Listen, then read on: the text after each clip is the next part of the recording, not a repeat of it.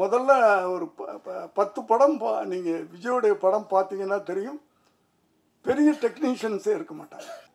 ஹீரோனால படம் ஓடிச்சா இல்லைப்பா, அந்த ஒளிப்பதிவாளர்னால ஓடிச்சு, இந்த மியூசிக் டைரக்டர்னால ஓடிச்சு அப்படின்னு சொன்னாவே அந்த ஹீரோவுக்கு வேல்யூ இல்லைன்னு நினைக்கிறேன் நான். ஸோ விஜயகாந்த் படம் நான் பண்ண படங்கள்லாம் பார்த்தீங்கன்னா புது கேமராமேன், புது எடிட்டர். லெனின் சார் படம் பார்த்தார் எங்களோட, ஒரு 2 நாள் எனக்கு டைம் கொடுங்கன்னு சொன்னார். 2 நாள் கழித்து போய் பார்த்தோம். 10 சீனை காணோம் படத்தில்.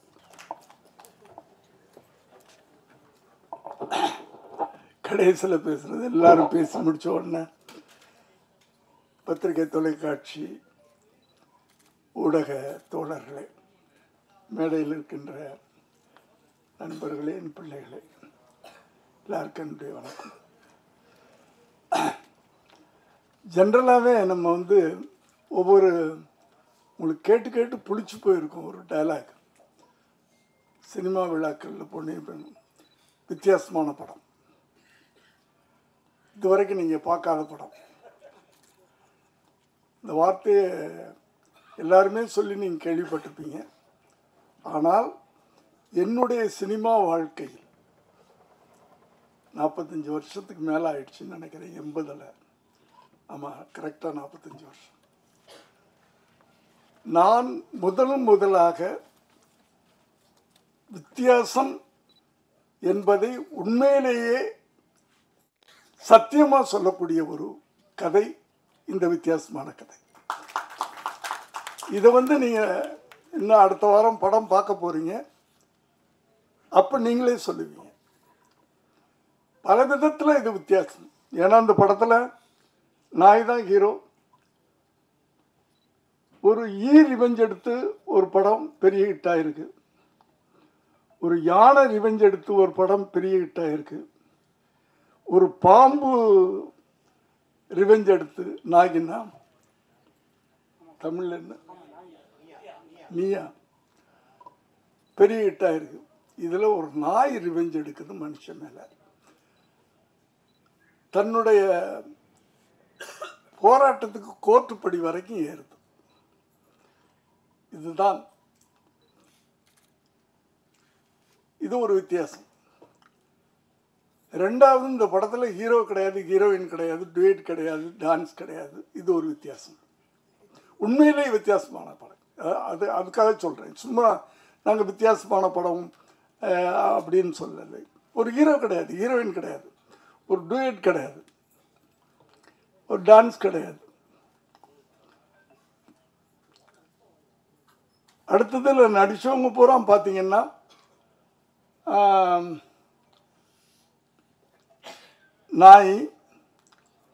நான் ஒரு 80 வயசு குறைச்சி சொல்கிறேன், பரவாயில்ல.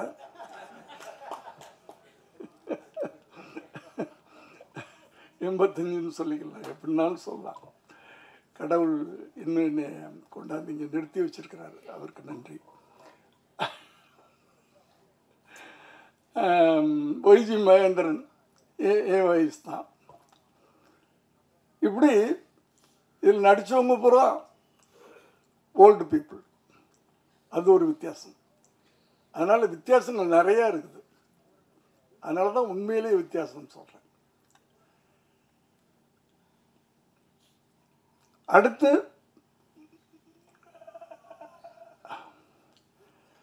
என்னை பற்றி எல்லாரும் பேசுனாங்க. அது எனக்கு கடவுள் கொடுத்த ஒரு கிஃப்ட்.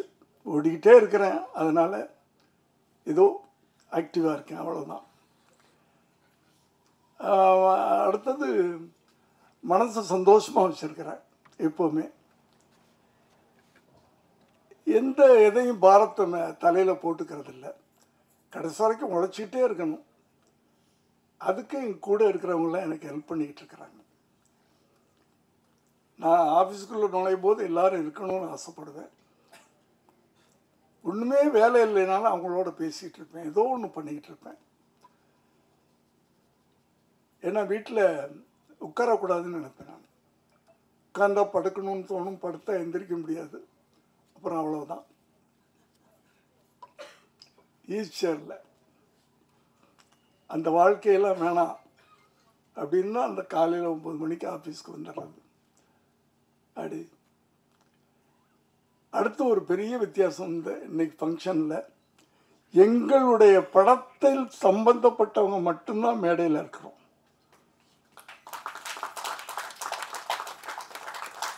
சம்பந்தமில்லாத ஒரே ஒருத்தர் ரோபோ அங்கே வந்து உட்கார்ந்தார். அவர் கூட சம்பந்தம் இல்லாதவன்னு சொல்ல முடியாது. ஏன்னா குண்டம்மாவுடைய அப்பா குண்டம்மா அப்படின்னு சொல்லுவார். அதை நாங்கள் எங்கள் படத்தில் வச்சுக்கிட்டோம், நாங்கள் யூஸ் பண்ணிக்கிட்டோம். அதனால் அவரும் எங்கள் யூனிட்டை சேர்ந்தவர் தான். அதனால் நாங்கள் தான் அந்த எங்கள் ஃபங்க்ஷனுக்கு சீஃப் கெஸ்ட். அதுலேயும் ஒரு வித்தியாசம் தான். அடுத்து ஒரு என்ன சொல்லணும்,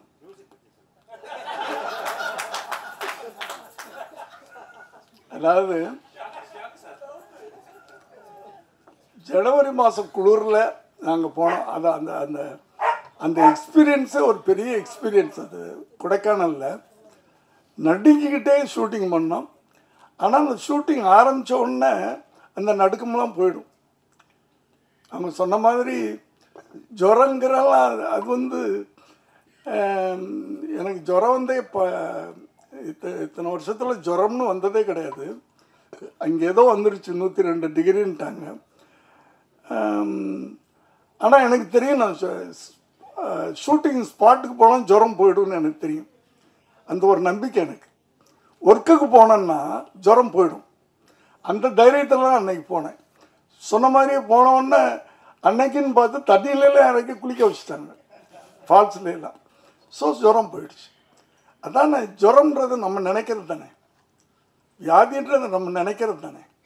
எனக்கு தலைவலிக்குதுன்னா தலைவலிக்குது, தலைவலி இல்லைன்னா தலைவலி இல்லை. அப்படி வாழ்க்கையை வந்து நம்ம அவ்வளவு ஈஸியாக எடுத்துக்கிட்டோம்னா கடைசி வரைக்கும் நல்லா இருக்கலாம். அடுத்தது ஒரு படம் பண்ணுறோன்னா படத்தில் ஏதாவது நல்ல மெசேஜ் சொல்லணும்னு என்னுடைய முதல் படத்துலேருந்து ஆரம்பித்து இன்னைக்கு வரைக்கும் சொல்லிக்கிட்டு இருக்கேன். இந்த கதையை நான் கேட்டு அந்த ஒரு வார்த்தையை கேட்ட உடனே அந்த ஒரு கண்டென்ட் தான் சொன்னார், கதையாக சொல்லலை. கண்டென்ட். ஒரு டாக் கோர்ட்டுக்கு போகுது. எனக்கு புதுசாக இருந்துச்சு. நான் 70 படத்தில் 50 படம் மனுஷன் கோர்ட்டுக்கு போய் தான் எடுத்திருக்கிறேன். நாயோ பூனையோ கோர்ட்டுக்கு போய் எடுக்கலை. அது எனக்கு புதுசாக பட்டுச்சு. எதுக்கு போகுது, என்ன விஷயம், அதில் தான் எமோஷன். ஒரு ஒரு ஒரு நல்ல படம் அது. பார்க்குறவங்களுக்கும் அதில் ஒரு எமோஷன் கிடைக்கும், கனெக்ட் ஆகும். ஏன்னா இந்த படத்தை பார்த்தவங்க கொஞ்சம் பேர் தான். அமீர் சார் பார்த்துருக்காரு, பார்த்திபன் சார் பார்த்துருக்காரு, விஜய் ஆண்டனி பார்த்துருக்காரு, இப்படி கொஞ்சம் பேர் தான் பார்த்துருக்காங்க. டெல்லியிலேருந்து வந்த மேனகா காந்தி பார்த்துருக்காங்க. அத்தனை பேரும் படம் முடிஞ்சு சீட்டை விட்டு எந்திரிக்கல, அழுதுட்டு உட்காந்துருந்தாங்க. நம்ம போய் என்ன அப்படின்னு கேட்ட பிறகு தான் எந்திரிச்சாங்க. அந்த ஒரு எமோஷனை அந்த கனெக்ட் பண்ணோம். நாங்கள் படம் பார்க்குறவங்களோட இந்த லைஃப்பை நாங்கள் கனெக்ட் பண்ணிட்டோம். அதுலேயே நாங்கள் வெற்றி அடைஞ்சோம். அப்படி படம்ன்றது அப்படி தான் இருக்கணும், நல்ல விஷயங்களை சொல்லணும். ஒரு ஒரு ஒரு டைரக்டரோ இப்போலாம் வந்து டைரக்டர் வேறு ரைட்டர் வேறேன்னு கிடையாது. ஒரு 20 வருஷத்துக்கு முன்னாடி ஸ்ரீதர் கோபாலகிருஷ்ணன்லாம், KS கோபாலகிருஷ்ணன்லாம் வர்றதுக்கு முன்னாடி கதாசிரியர்னு ஒருத்தர் இருப்பார். அவர் கதை சொல்லுவார். உடனே வந்து ஜெமினி, ஏவிஎம் அவங்கள போகிறவங்க கதை இலாக்கான வச்சுருப்பாங்க. அந்த கதையில் உட்காந்து அவங்க டிஸ்கஸ் பண்ணுவாங்க. டைலாக் ரைட்டர்னு ஒருத்தர் தனியாக இருப்பார், டைரக்டர்னு ஒருத்தர் இருப்பார். இது ஒரு பீரியட். நான் வந்து அசிஸ்டன்ட் டைரக்டராக வந்த காலங்கள் அது 70 வரைக்கும் அப்படி இருந்துச்சு.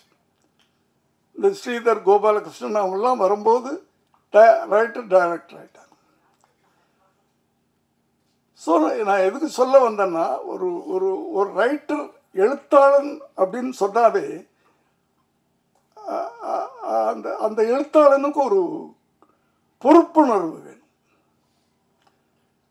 ஏன்னா அந்த எழுத்தாளன் தான் அதுக்கு ஒரு கதாநாயகனுடைய கேரக்டர் படைக்கிறான். அவனும் ஒரு படைப்பாளி. அந்த அந்த ஏன்னா இங்கெல்லாம் வெறும் நடிகர்கள் மாத்திரம் நம்ம கொண்டாடுறது கிடையாது, டைரக்டர்ஸையும் கொண்டாடுறோம். ஒரு ஹீரோ லெவலுக்கு டைரக்டர்ஸையும் கொண்டாடுறோம். ஸோ அவங்களுக்கு ஒரு பொறுப்புணர்வு வேணும். ஒரு நல்ல படம் கொடுக்கணும். அந்த படத்தை பார்த்தா 4 பேர் அதை ஒரு ஐக்கானாக எடுத்துக்கிறோம். ஒரு மனுஷனை பார்த்து நம்ம ஐக்கான் சொல்கிறத விட ஒரு படமும் ஒரு ஐக்கான் தான், ஒரு படிப்பினை தான். அந்த காலத்து படங்கள்லாம் அப்படி தான் இருந்துச்சு.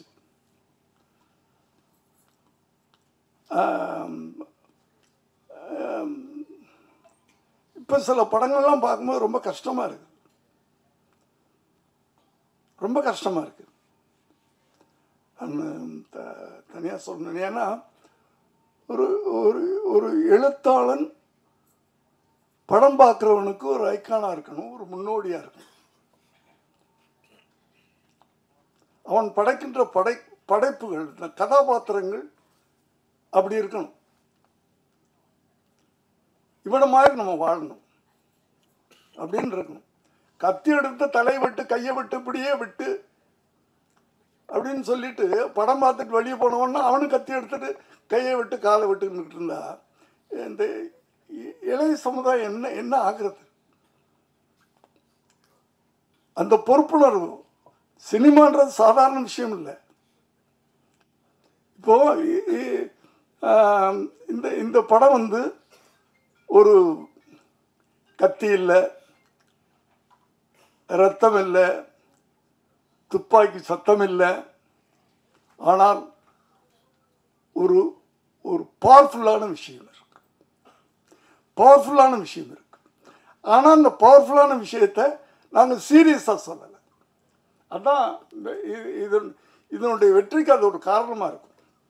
ரொம்ப சீரியஸான விஷயத்த ரொம்ப சீரியஸாக சொன்னாலும் கஷ்டப்பட்டுருவீங்க. ரொம்ப யதார்த்தமாக அழகாக அப்படியே சிரிக்க வச்சுக்கிட்டே அப்படியே கொண்டு போகிறது, நல்ல விஷயங்களை சொல்லணும். ஒவ்வொரு படமும் ஒரு பாடமாக இருக்கணுன்றதான். ஆனால் இப்போ வர நல்ல படங்கள் பண்ணுறாங்க, அவங்களை நான் யாரையும் தப்புன்னு சொல்ல வரல. ஆனால் அவர்கள் அந்த படங்களை பார்த்து ஒரு ஷோவில் 100 பேர் படம் பார்க்குறாங்க, ஒருத்தனாவது அந்த படத்தை பார்த்து இவர் மாதிரி நம்ம இருக்கணும் அப்படின்னு நினைக்க வைக்கணும். அந்த காலத்து படங்கள் அப்படி தான் இருந்துச்சு. இது ஒரு நான் வயலண்ட் படம், நான் வயலண்டா ஆனால் பவர்ஃபுல்லான படம். இப்போ நான் வயலண்ட்னா நீங்கள் என்னமோ ஒரு டயலாக் சொல்லுவாங்க, சொதன்னு இருக்கும், சாம்பார் மாதிரி இருக்கும், அப்படிலாம் இல்லை. இப்போ நான் வயலண்ட்டில் தானே நம்ம சுதந்திரமே வாங்கினோம். கத்தியிலே ரத்தமின்றி வாங்கின சுதந்திரம் தானே காந்தியடிகள். அவருடைய மௌனம் தானே வெள்ளையனை வரட்டி அடிச்சது. அவருடைய அதுக்கு பேர் என்ன, அகிம்சை, அதுதானே வெள்ளையனை வரட்டி அடிச்சது. கத்தி எடுத்து நிற்கலையே. காந்தியடிகள் சொல்லியிருந்தாருன்னா அத்தனை பேரும் எடுத்திருப்பான்ல, அடித்து துரத்திருக்கலாம்ல. நம்ம அது செய்யலையே அவர். அதனால் அந்த மௌனம் எவ்வளோ பெரிய ஆயுதம், எவ்வளோ பவர்ஃபுல்லான ஆயுதம். பயந்து ஓடி போயிட்டான்ல, தலைதறிக்க ஓடிட்டான்ல. அப்படி நான் வயலன்ஸ் சொல்கிறது கூட பவர்ஃபுல்லான இருக்கும். இது நான் வயலன்ஸ் படம், ஆனால் பவர்ஃபுல்லான படம். அப்படி ஒவ்வொரு எழுத்தாளர்களும் இளைய சமுதாயங்களுக்கு ஒரு முன்னோடிகளாக இருக்கணும் அப்படின்றது ஒரு வயசான ஒரு எழுத்தாளனாக நான் ஆசைப்படுறேன். ஒரு காலத்தில்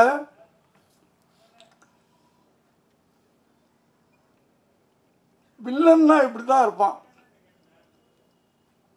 ரேப் பண்ணுவான், கொலை பண்ணுவான், 10 பேரை வெட்டுவான், அப்படித்தானே இருந்துச்சு. அதை பூரா இப்போ கதாநாயகர்கள் பண்ணுறாங்க. யார் வில்லன் யார் கதாநாயகன்னு தெரிய மாட்டேங்குது படம் பார்க்கும்போது. இல்லை நான் உண்மையிலே நீங்கள் யாரும் தப்பாக எடுத்துக்காதீங்க, தப்பாக எழுதிடாதீங்க. என்னுடைய உணர்வுகளை நான் சொல்கிறேன். என் வயசுக்கு நான் சொல்லலாம்.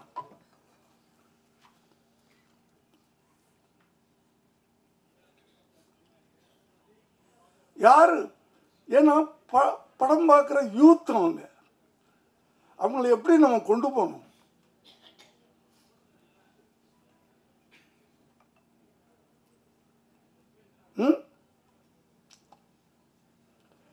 அம்மாவை புள்ள வெட்டுறான்,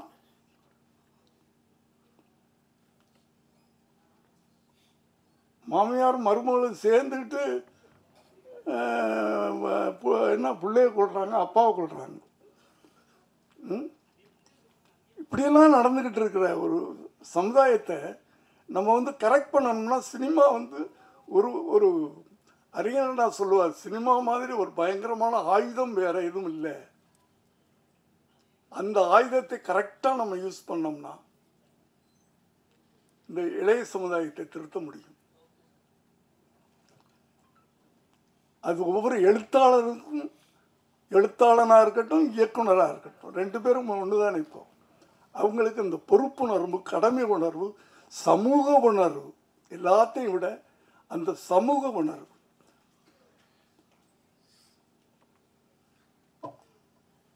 அப்படியாப்பட்ட ஒரு நல்ல படத்தை எடுத்திருக்கிறோம். நான் ரொம்ப அனுபவித்து கடந்த 10 வருஷமாக நான் ஒரு நடிகனாகி இந்த 10 வருஷத்தில் 4 படம் நடிச்சிட்டேன். ஆனால் ஒரு திருப்திகரமாக எனக்கு அமைஞ்ச படம் இந்த படம். ரொம்ப அனுபவித்து நான் பண்ணியிருக்கேன். எல்லாரும் ஹெல்ப் பண்ணியிருக்காங்க, நான் தனித்தனியாக சொல்ல விரும்பலை. அதுலேயும் நான் தைரியமாக சொல்லுவேன், 2 மணி நேரம் படம். அந்த 2 மணி நேரம் அவங்கள ரொம்ப அழகாக நாங்கள் உட்கார வச்சுருப்போம். முதல்ல 3 மணி நேரத்துக்கு படம் எடுத்து கொடுத்துட்டார் அவர். அதை மாருதி சார் 2.5 மணி நேரம் படமாக்குனார். சரி அவ்வளோதான், இதுக்கு மேலே குறைக்க வேணாம் அப்படின்னு அவர் பிடிவாதமாக இருக்கிறாரு. லெனின் சார் படம் பார்த்தார். அவர் சூப்பர்வைசர் தான் இந்த எல்லாமே நடந்துக்கிட்டு. லெனின் சார் படம் பார்த்தார் எங்களோட. ஒரு 2 நாள் எனக்கு டைம் கொடுங்கன்னு சொன்னார். 2 நாள் கழித்து போய் பார்த்தோம். 10 சீனை காணோம் படத்தில். அவர் டைரக்டர், சார் அந்த சீனை தூக்கிட்டார் சார், இந்த சீனை தூக்கிட்டார் சார், இந்த சீனை தூக்கிட்டார் சார், சார் போச்சு சார் அப்படின்றார். அதாவது 2:20க்கு இவர் கொடுத்தார், 2 மணி நேரம் 20 நிமிஷத்துக்கு இவர் பண்ணிட்டார். அவர் 10 சீனை தூக்கி 20 நிமிஷத்தை தூக்கி 2 மணி நேரம் ஆக்கிட்டார்.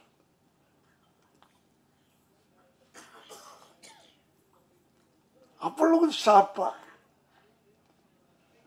இன்னைக்கு அப்படி இருக்குது படம். லெனின் சாருக்கு நன்றி. 3 மணி நேரத்தை 2.5 மணி நேரம் ஆக்குனீங்க, 2.5 மணி நேரத்தை 2 மணி நேரம் ஆக்கினார். அப்படி எல்லாருமே பண்ணியிருக்கிறாங்க.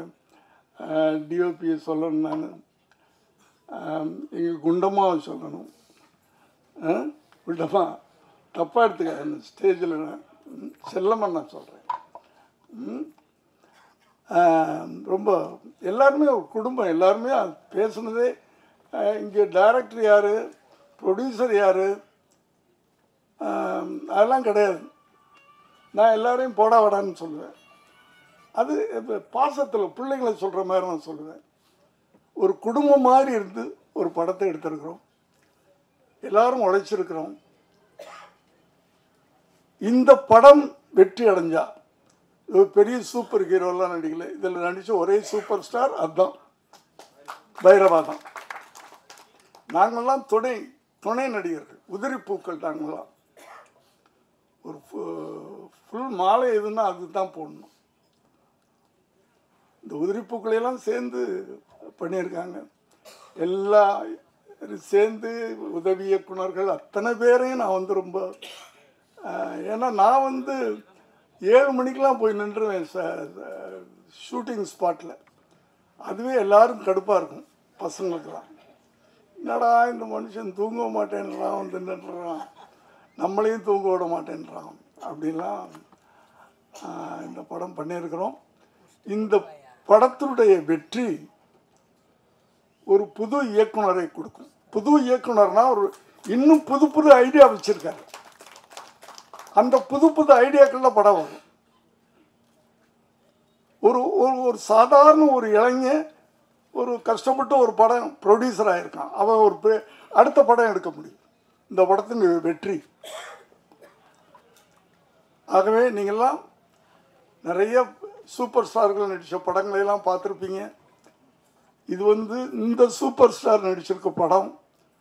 நாங்கள்லாம் சேர்ந்து ஒரு நல்ல திரும்ப திரும்ப சொல்கிறேன், ஒரு நல்ல படம் அடுத்த வாரம் நீங்கள் பார்க்க போகிறீங்க. உங்களுடைய என்கரேஜ்மெண்ட்ஸில் அந்த டைரக்டர் பெரிய டைரக்டராக வரணும், இந்த ப்ரொடியூசர் பெரிய ப்ரொடியூசராக வரணும். இந்த மியூசிக் இதில் இந்த படத்தை வந்து 2 இடங்களில் 2 கட்டங்களில் எடிட்டிங்க்கு முன்னாடி, எடிட்டிங்க்கு பிறகு, பிஃபோர் எடிட்டிங் ஆஃப்டர் எடிட்டிங் ஒரு உருமாறுச்சு படம்.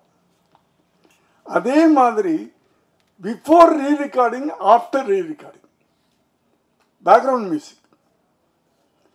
அதாவது ஒரு நாயுடைய ஃபீலிங்ஸ், அதனுடைய எமோஷன், நாய் ஃபீல் பண்ணுது அப்படின்றத மியூசிக்கில் சொல்கிறார். நாய் சந்தோஷமாக இருக்குது அப்படின்றத மியூசிக்கில் சொல்கிறார். நாய் ரிவெஞ்ச் எடுக்குது மியூசிக்கில் சொல்கிறார். ஸோ இந்த படம் வந்து நிச்சயமாக வெற்றி அடையும். அது நம்பிக்கை தான். என் வாழ்க்கையில் நம்பிக்கையில் தான் நான் ஓடிக்கிட்டு இருக்கேன், நம்பிக்கையில் தான் நடந்துக்கிட்டு இருக்கேன். இந்த படத்துக்கு பிறகு கூரனுக்கு பிறகு விபின், கூரனுக்கு முன்பு விபின். நிச்சயமா எனக்கு நல்ல பேர் கிடைக்கும், நிச்சயமா பேர் கிடைக்கும். இதில் நடித்த அத்தனை பேருக்கும் பேர் கிடைக்கும். காரணம் ஒரு வித்தியாசமான கதைக்களம். அந்த வித்தியாசமான கதைக்களம் ஒரு நடிகனை உருவாக்குறோம். எப்படி உருவாக்குறது? இது நான் வந்து எங்கள் கதையை விட்டுட்டு போகிறேன், பரவாயில்ல. இப்போ விஜயகாந்தோடு நான் நிறைய படம் பண்ணியிருக்கிறேன். நீங்கள் முதல் படத்துலேருந்து பார்த்துருக்கலாம். சட்டம் ஒரு இருட்டறை, நானும் விஜயகாந்தும். நான் புதுமுகம், அவரும் ஏறக்குறைய ஒரு படம் நடித்தவர். டெக்னீஷியன், பெரிய டெக்னீஷியன் போடலாம், மற்றவங்களாம் அப்படி தான் பண்ணுறாங்க. ஒரு பெரிய கேமராமேன், ஒரு பெரிய மியூசிக் டைரக்டர், இதெல்லாம் போட்டு படம் எடுக்கலாம். பட் என்னென்ன அவுட்புட் வரும்போது படம் சக்ஸஸ் ஆகும். ஆனால் அந்த ஹீரோனால படம் ஓடிச்சா? இல்லைப்பா, அந்த ஒளிப்பதிவாளர்னால ஓடிச்சு, இந்த மியூசிக் டைரக்டர்னால ஓடிச்சு அப்படின்னு சொன்னாவே அந்த ஹீரோவுக்கு வேல்யூ இல்லைன்னு நினைக்கிறேன் நான். ஸோ விஜயகாந்த் படம், நான் பண்ண படங்கள்லாம் பார்த்தீங்கன்னா புது கேமராமேன், புது எடிட்டர், புது டைரக்டர், நான் புது டைரக்டர், இப்படி தான் இருக்கும். அப்போ தான் அந்த வெற்றி முழுக்க அந்த ஹீரோ தலையில் போய் உட்காரும். அப்போ தான் அந்த ஹீரோ வந்து ஒரு தலைவனாக முடியும் பின்னாடி. அந்த வெற்றி முழுக்க அந்த ஹீரோ மேலே உட்காரணும். அப்போ தான் அந்த ஒரு ஹீரோவை நம்ம மோல்டு பண்ணுறதுன்றது ஒன்று இருக்குல்ல. ஒரு பெரிய இயக்குனருடைய இயக்கத்தில் ஒரு ஹீரோ நடித்து அந்த படம் ஓடுது அப்படின்னா அடுத்த படம் என்ன ஆகும்? அந்த ஹீரோ நடிக்கிற படம் அந்த எக்ஸ்பெக்டேஷனுக்கு பார்ப்பாங்க. இல்லைன்னா அவ்வளோதான். அவர் இதுக்கு பல உதாரணங்கள் இருக்கு. நான் பேரெல்லாம் சொல்ல விரும்பலை. அதே மாதிரி தான் நான் என் மகனை கூட நான் ப்ரமோட் பண்ணது. ஏன்னா அவர் அறிமுகப்படுத்தும் போது 92ல் நான் பீக்கில் இருக்கிறேன். ஹிந்தி படங்கள் அது இது பண்ணிக்கிட்டு நல்ல இன்கம்லாம் அப்படி வந்துக்கிட்டு இருக்கு. பெரிய மியூசிக் டைரக்டர் போட்டிருக்கலாம், பெரிய கேமராமேனை போட்டிருக்கலாம். புது கேமராமேன் நாளை தீர்ப்பில் ஒரு லேடி, ஒரு புது மியூசிக் டைரக்டர். ஏன்னா அந்த படம் வெற்றி அடைஞ்சால் அது அந்த முழுக்க முழுக்க ஹீரோ மேலே போகணும். இப்படித்தான் நீங்கள் முதல்ல ஒரு 10 படம் நீங்கள் விஜயோடைய படம் பார்த்தீங்கன்னா தெரியும், பெரிய டெக்னீஷியன்ஸே இருக்க மாட்டாங்க. இதான் ப்ரமோஷன், ஹீரோவை ப்ரமோட் பண்ணுறது.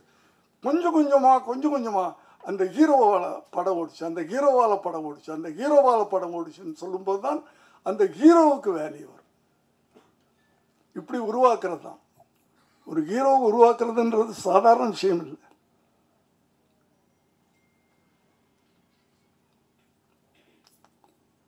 அதை போல் எதுக்கு சொல்ல வந்தேன் அப்படின்னு சொன்னால், இந்த கதை எங்களை உருவாக்கி இருக்கிறது. இப்போ ஹீரோக்குள்ளா இந்த படம் ஓடின பிறகு நான் தைரியமாக சொல்லலாம், இந்த கதை என்னை உருவாக்கியிருக்கு, இந்த கதை அந்த டைரக்டரை உருவாக்கியிருக்கு, இந்த கதை மியூசிக் டைரக்டரை உருவாக்கியிருக்கு.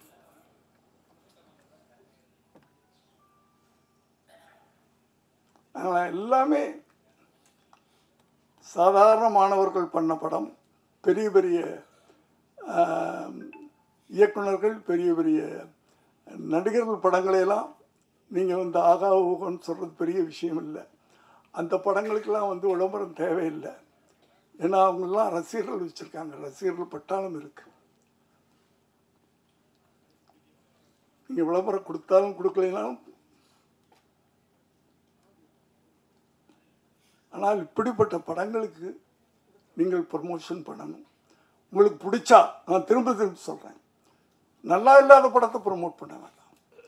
படம் நல்லாக இருந்தால் இந்த படத்தை நீங்கள் ஓட்டி காட்டணும். அது உங்களை நான் கேட்டுக்கிறேன். நன்றி, வணக்கம்.